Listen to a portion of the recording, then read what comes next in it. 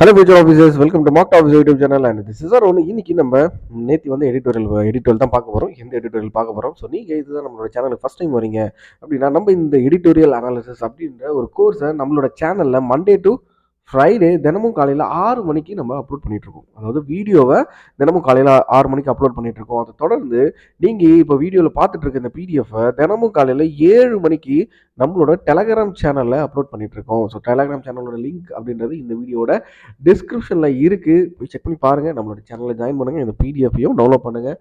நீங்களும் படிங்க, உங்களோட ஃப்ரெண்ட்ஸுக்கு ஷேர் பண்ணுங்கள். ஸோ இந்த மாதிரி ஒரு விஷயம், இந்த மாதிரி ஒரு கோர்ஸ் போயிட்டுருக்கு. தினமும் நம்ம காலையில் வீடியோ கொடுத்துட்ருக்கோம். நம்மளோட சேனல் ஃபாலோ பண்ணுற மாணவர்களுக்கு தெரியும், நம்ம தினமும் நம்மளோட சேனலில் கொடுத்துட்ருக்கோம். ஸோ அதனால் இன்னும் நிறைய பேர்கிட்ட இது ரீச் ஆக எங்களுக்கு ஹெல்ப் பண்ணுங்கள். ஸோ இன்றைக்கி ஆடியோ ஒரு மாதிரி இருக்கும், கொஞ்சம் அட்ஜஸ்ட் பண்ணிக்கோங்க. பிகாஸ் நம்ம வந்து இன்றைக்கி எப்பயுமே ரெக்கார்ட் பண்ணுறேன், அந்த மைக்கில் ரெக்கார்ட் பண்ணல. ஸோ அதில் கொஞ்சம் ப்ராப்ளம். பட் இருந்தாலும் உங்களுக்கு நான் வீடியோ கொடுக்கணும், அது ஒரு ரீசனாக சொல்லக்கூடாது அப்படின்றதுக்காக வீடியோவை வேறு ஒரு மைக் வச்சு இப்போ ரெக்கார்ட் பண்ணிகிட்ருக்கேன். ஸோ இன்றைக்கி ஒரு நாள் அட்ஜஸ்ட் பண்ணிக்கோங்க. மேபி இன்னொரு 2 to 3 டேஸில் நான் வந்து சரி பண்ணிடுறேன், இல்லை புதுசாகவே வாங்கிறேன். சரி, நம்ம வந்து ஸ்டார்ட் பண்ணுறதுக்கு முன்னாடி நம்மளோட சேனலுக்கு சப்ஸ்கிரைப் பண்ணிடுங்க. மறக்காமல் சப்ஸ்கிரைப் பண்ணிவிட்டு அந்த பெல் பட்டனை, நோட்டிஃபிகேஷன் பெல் பட்டனை வந்து ப்ரெஸ் பண்ணி வச்சுக்கிட்டீங்க அப்படின்னா நாங்கள் போட போகிற எல்லா வீடியோஸ் அப்படின்றது உங்களோட மொபைல் நோட்டிஃபிகேஷனுக்கே வந்துடும். ஸோ அதனால தான் கேட்குறேன், கொஞ்சம் அதை பண்ணிடுங்க. ஸோ இந்த வீடியோ பார்த்து முடிச்சிட்ட பிறகு இந்த வீடியோ உங்களுக்கு பிடிச்சிருக்கு அப்படின்னா மறக்காமல் லைக் பண்ணுங்கள்.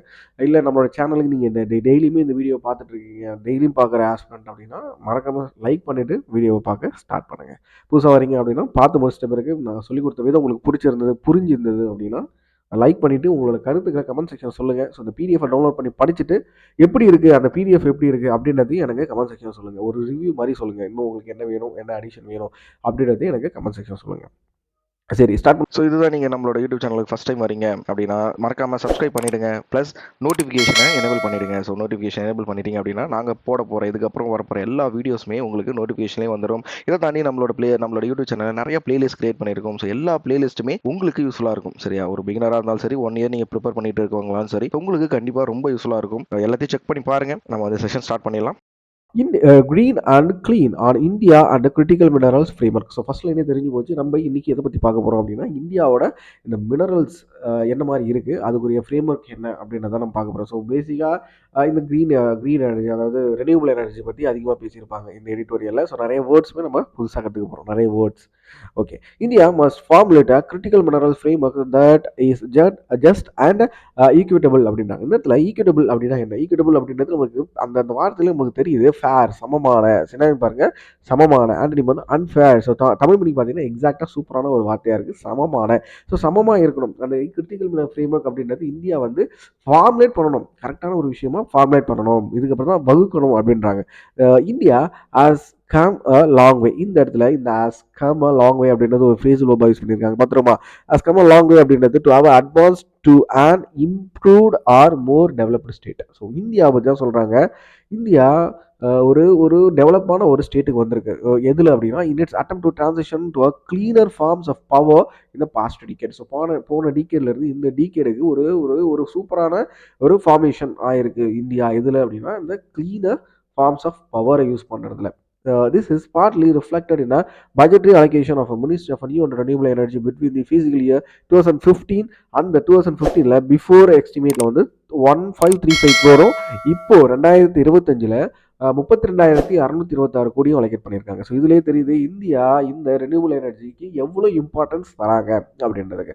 But these allocations other then 2015 and 2023 அப்படின்னு அண்டர் யூட்டிலைஸ்டு. ஸோ 2015 2023 தாண்டி மற்ற எல்லா வருடங்களிலுமே இந்த அலோகேட் பண்ண அமௌண்ட்டோட கம்மியாக தான் யூட்டிலைஸ் ஆயிருக்கு, leading to lower revised estimates. So இதனால் என்ன ஆகுது, இப்போ ரிவைஸ்டு எஸ்டிமேட்ஸ் அப்படின்ற மாதிரி விடுவாங்கல்ல, அதில் வந்து குறைஞ்சி போச்சு. என்ன கொடுத்துருக்க அமௌண்ட்டை அவங்க யூஸ் பண்ணலை, இந்த ரெனியூபிள் எனர்ஜிக்கு யூஸ் பண்ணலை. ஏன் வந்து அது கரெக்டாக யூஸ் ஆகலை அப்படின்றதுக்குமே ரீசனை தொடர்ச்சியாக நம்ம பார்ப்போம். However, this does not fully reflect the clean energy journey. India attempted a major leap with a PM Kusum scheme in 2019. So 2019 இந்த பிஎம் குசும் ஸ்கீம் அப்படின்னு கொண்டு வராங்க. ஏன் கொண்டு வந்தாங்க, எந்த இடத்துல இந்த பிஎம் குசும்னா லான்ச் பண்ணாங்க அப்படின்றத எனக்கு கமெண்ட் செக்ஷன் சொல்லுங்கள். இயர் அகேட் ஆஃப் கோவிட்-19 டிஸ்ட்ரிபியூஷன். ஸோ ஒரு வருஷத்துக்கு முன்னாடி, சரியா, கொரோனா டைமுக்கு ஒரு வருஷத்துக்கு முன்னாடி இதை லான்ச் பண்ணாங்க with an outlay of 34,422 crore. So 34,422 கோடியில் இந்த பிஎம் குசும் ஸ்கீம் அப்படின்றத 2019 லான்ச் பண்ணுறாங்க. த ஸ்கீம் என்விசேஜ்டு. ஸோ இந்த இடத்துல என்விசேஜ் அப்படின்றது நம்மளுக்கு மீனிங் கண்டிப்பாக தெரிஞ்சு ஆகணும். ஸோ பிக்சர்டு, கருதப்படுதல், தமிழ் மீனிங் ரொம்ப ஆப்டாக இருக்குது. கருதப்படுது என்னவா அதை யோசிக்கிறாங்க. ஸோ சினானிம் பார்த்தீங்க அப்படின்னா பிக்சர்டு அப்படின்றாங்க, ஆன்டின் வந்து ரிஜெக்ட். ஸோ கருதப்படுது அப்படின்னா எந்த விஷயத்தில், நல்லா கவனிங்க, இந்த ஸ்கீம் அதாவது இந்த பிஎம் குசும் ஸ்கீம் என்ன விஷயமா கருதப்படுகிறது அப்படின்னா having of grid solar irrigation pump. So எது இருக்காங்க ஆஃப் கிரிட் அப்படின்னா என்ன, ஸோ எங்கே போட்டிருக்காங்க ஆஃப் கிரிட் அப்படின்றது டிஸ்கனெக்டட், தனிப்பட்ட முறை. தமிழ் மீனிங் வந்து தனிப்பட்ட முறை, டிஸ்கனெக்டட். ஓகே, இதில் ஏதோ ஒரு ப்ராப்ளம் இருக்குது. சரி, ஓகே, நம்ம இதிலே தொடர்ச்சியாக பார்ப்போம். ஸோ ஆஃப் கிரிட் சோலார், இந்த இந்த பிஎம் குசும் ஸ்கீம் எது எதுக்கெல்லாம் இம்பார்ட்டன்ஸ் கொடுத்தது அப்படின்னா solar irrigation pumps and grid connected solar plans and fallow farmlands. So fallow அப்படின்னா என்ன, ஃபாலோ அப்படின்றது அன்பிளான்டட், ஓகேவா, தரிசு நிலம். சரியா, ஃபாலோ அப்படின்றது தரிசு நிலம். சூப்பரான ஒரு தமிழ் வார்த்தை. ஸோ இன்னைக்கு ஒரு வார்த்தை நீங்கள் கற்றுக்கணும் அப்படின்னா, ஸோ வேர்ட் ஆஃப் த டே அப்படின்னா நம்ம இந்த ஃபாலோ அப்படின்னு சொல்லலாம். ஏன்னா நம்ம ஊர் பக்கம் போகல தரிசு நிலம் இருக்குது, இது வந்து ரொம்ப தரிசாக கிடக்கு அப்படின்னா அதுக்கு இங்கிலீஷ் மீனிங் நமக்கு தெரியாது. ஸோ இதுக்கப்புறம் தரிசு நிலம் அப்படின்றதுக்கு ஃபாலோ அப்படின்ற மாதிரி நம்ம சொல்லலாம். ஸோ இந்த ஸ்கீம் இந்த இடத்துல நம்ம வந்து இந்த சோலார் இரிகேஷன் பம்ப்ஸை வச்சு நம்ம தண்ணி நீர்ப்பாசனத்துக்காக தான் இது சொல்லியிருக்காங்க. while PM kusum scheme has received a tepid response. So what is meant by tepid? So tepid அப்படின்னா என்ன, tepid அப்படின்றது அன்என்தூசியாஸ்டிக், ஓகேவா. ஸோ அது வந்து ஒரு பெரிய ரெஸ்பான்ஸ் கிடையாது அந்த டைமில். ஸோ லான்ச் பண்ண டைமில் ஒரு பெரிய ரெஸ்பான்ஸ் கிடையாது. With less than of a gigawatt of installed capacity. So ரொம்ப பாதி அளவு ஜிகாவாட் தான் அதில் இன்ஸ்டால் பண்ணியிருந்தாங்க. ஸோ மொத்தத்தில், ஓகேவா. The realization that energy transition in both desirable outcome and requirement occurred during the COVID-19 years when there were majorly supply chain disruption to coal, oil and gas. Okay, so அந்த டைமில், அந்த corona டைமில் எல்லாமே disturb ஆயிருந்தில்ல, இந்த கோல் ஆகட்டும், இந்த oil, case எல்லாமே அந்த டைமில் ரொம்ப தட்டுப்பாடாக நிறைஞ்சிச்சு.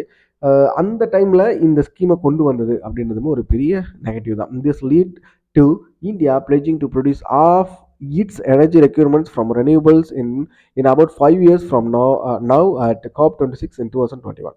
So இது வந்து இந்தியாவை எதுக்கு லீட் பண்ண போகிறது அப்படின்னா அதோட இந்தியாவோட எனர்ஜி ரெக்யர்மெண்ட்டில் பாதி அளவுக்கு ரினியூபிள் எனர்ஜிலேருந்து ப்ரொடியூஸ் பண்ணணும் அப்படின்ற மாதிரி இந்த ஃபஸ்ட் பேராகிராஃபை சொல்லி முடிக்கிறாங்க. ஸோ செகண்ட் பேராகிராஃபை நம்ம ஸ்டார்ட் பண்ணுவோம்.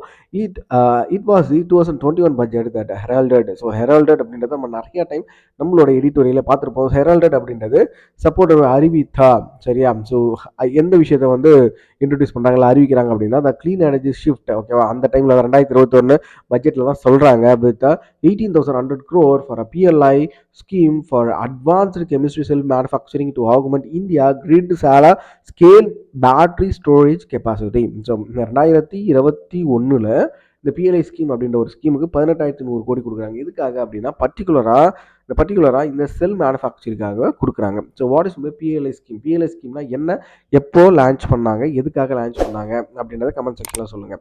ஏன் 4,500 crore PLI scheme for a solar photovoltaic models went up to 19,500 crore in 2022. So 2022 19,500 கோடியாகவும் இந்த ஃபோட்டோவாலிட்டிக்கு வந்து பட்ஜெட்டில் கொடுக்குறாங்க பிஎல்ஐ ஸ்கீமுக்கு. But the government also decided to levy 40% of basic customs duty on the solar models and 25% of the solar cells to reduce the overwhelming import dependence on China.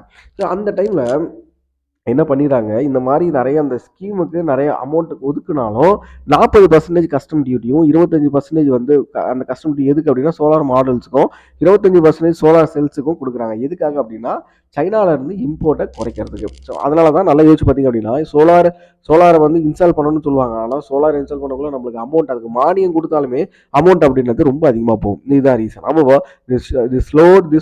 Solar power installation nationwide with price rising. So இதனால் வந்து இந்த solar installation அப்படின்றது ரொம்ப கம்மியாக தான் எல்லா இடத்துலையும் installation அப்படின்றது ஆச்சு. And even while the renewable constitute 46% of India's total installed capacity. Renewables வந்து அந்த டைமில் 46%, அக்டோபர் 2024 கணக்குப்படி 46% இருக்குது.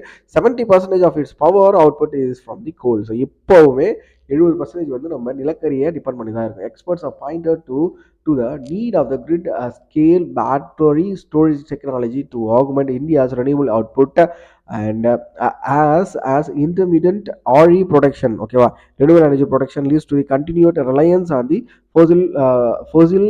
fuel based power. ஸோ இப்போ வரைக்கும் நம்ம இந்தியா அதாவது ஃபோசில், அதாவது நிலக்கரியை பேஸ் பண்ணி தான் இருக்குது. அது வந்து எதை நோக்கி போகணும் அப்படின்னா ரினியூவபிள் எனர்ஜியை நோக்கி நம்ம போய் ஆகணும் with the realisation that steep BCDs. ஓகேவா, பிசிடி அப்படின்றது முன்னாடியே பார்த்தோம், basic customs duty. So steep BCD could be inflationary and counterproductive to localising the production particularly இந்த capital intensive lithium and battery technology sector. So இந்த பிசிடினால நம்மளோட local production அப்படின்றது அதிகரிக்கும். ஓகேவா, முக்கியமாக எதோ சொல்கிறாங்க அப்படின்னா lithium ion battery technology sector. The government has announced that it will exempt for 12 critical minerals and 35 capital goods from the பிசிடிஸ். இது மட்டும் இல்லாமல் 12 கிரிட்டிக்கல் மினரல்ஸையும் 35 கேபிட்டல் குட்ஸையும் பிசிடியில் எக்ஸம் பண்ண போகிறாங்க. ஓகேவா, but reducing dependence on the China for energy transition resources and technology would also require India showing leadership in the formulating a critical minerals framework. So சைனாவோட dependence இல்லாமல் இருக்கிறதுமே இந்தியாவுக்கு ஒரு நல்ல விஷயமா தான் சொல்கிறாங்க. ஏன் அப்படின்னா இந்தியா வந்து இந்த கிரிட்டிக்கல் மினரல்ஸ் ஃப்ரேம்வொர்க்கில் முன்னாடி வரலாம் உலகத்தில். ஓகே, ஒரு டாப் கண்ட்ரியாக வரலாம். That is socially and environmentally just during the extraction and equitable in its distribution. With US withdrawing its leadership position in this area, India must aim to play a bigger role. இந்த line பார்த்தீங்க அப்படின்னா நம்மளோட எடிட்டோரியலில் தொடர்ச்சியாக பார்த்துட்டு வர மாணவர்களுக்கு தெரியும். So சில நாளுக்கு முன்னாடி நம்ம ஒரு US ரிலேட்டடாக ஒரு எடிட்டோரியல் பார்த்தோம். அதில் என்ன பார்த்தோம் அப்படின்னா US வந்து அவங்களோட நாட்டில் இந்த அதிகமாக இந்த நிலக்கரியை தோண்டி எடுக்கிறது, இந்த மாதிரி கேஸை வந்து அதிகமாக எடுக்கிறது, அதில் தான் அவங்களோட கண்ணோட்டம் இருக்க போகுது. இதனால தான் அவங்க வந்து வேர்ல்டு ஹெல்த் ஆர்கனைசேஷன்லேருந்து வெளியே வர போகிறாங்க அப்படின்ற மாதிரி ஒரு நியூஸை பார்த்தோம். ஸோ அந்த இந்த இடத்துல அவங்க சொல்கிறாங்க, அதான் இந்த இடத்துல சொல்கிறாங்க. ஸோ யூஎஸ் வந்து எங்களுக்கு அதெல்லாம் தேவையில்லை, எங்களுக்கு வந்து நாங்கள் வந்து க்ரீன் எனர்ஜி, அதாவது இந்த CO2 கண்ட்ரோல் அதெல்லாம் எங்களால் பண்ண முடியாது அப்படின்ற மாதிரி சொல்லிட்டு அவங்க வெளியே வந்துட்டாங்கல்ல. அவங்க விட்டு போன இடத்த இந்தியா பிடிக்கணும் அப்படின்ற மாதிரி தான் இந்த எடிட்டோரியலில் சொல்லி முடிக்கிறாங்க.